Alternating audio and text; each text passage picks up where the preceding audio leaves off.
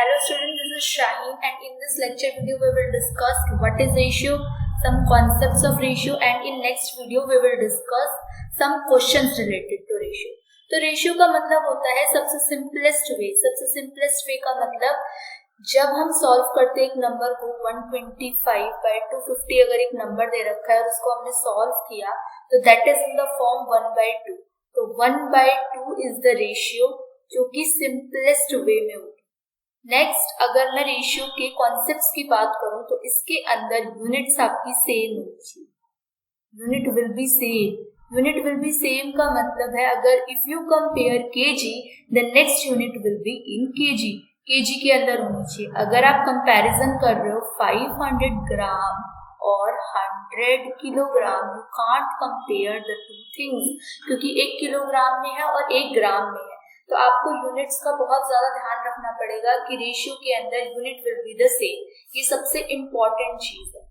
Next is inverse ratio की अगर मैं बात करूं तो इनवर्स रेशियो इज अगर a बाय b की फॉर्म में अगर एक रेशियो है तो इसको b बाय a में अगर आप कन्वर्ट कर दोगे, अपोजिट कर दोगे इन द सेंस, तो आपका इनवर्स रेशियो कहलाएगा. जैसे 5:7 एक रेशियो है और इसको कन्वर्ट कर दिया 7:5 में, जो आपको क्वेश्चन सबसे पहला क्वेश्चन ही इनवर्स रेशियो का मिल जाएगा इस पीडीएफ के अंदर.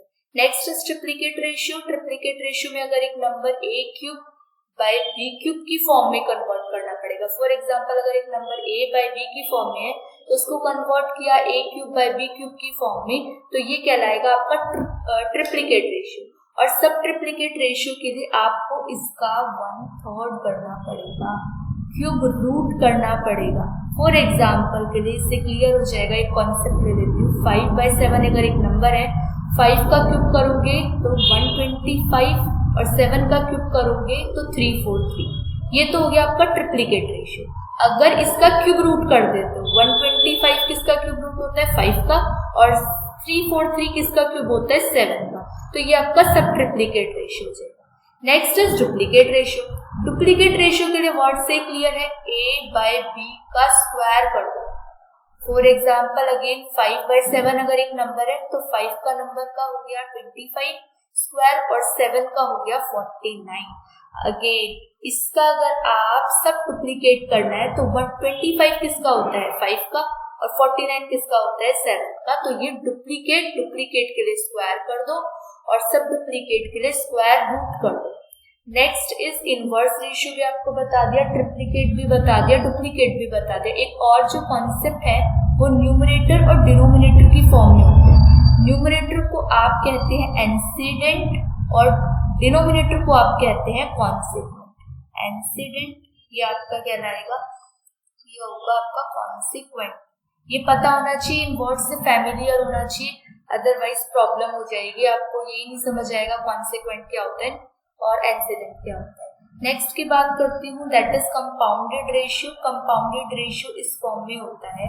कंपाउंडेड की अगर मैं बात करूँ, a/b दे रखा है आपको, c/d दे रखा है आपको, e/f दे रखा है आपको, तो इनका कंपाउंडेड रेशियो होगा a by b into c by d into e by f. तो ये कहलाएगा आपका कंपाउंडेड रेशियो. फॉर एग्जाम्पल के लिए अगर आप ले लो एक नंबर 5/7 एक नंबर है और 3/4 एक नंबर है, तो 5 को मल्टीप्लाई कर दो 4 से, 7 को मल्टीप्लाई कर दो 3 से, तो 5/4 इंटू 7/3. तो ये कहलाएगा आपका 35/4.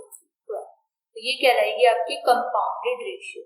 ओके, ये स्टूडेंट्स इस वीडियो में बेसिक कॉन्सेप्ट डिस्कस किया है. नेक्स्ट वीडियो लेक्चर में हम सारे के सारे कॉन्सेप्ट, सारे के सारे क्वेश्चंस इससे रिलेटेड डिस्कस करेंगे. So stay with us.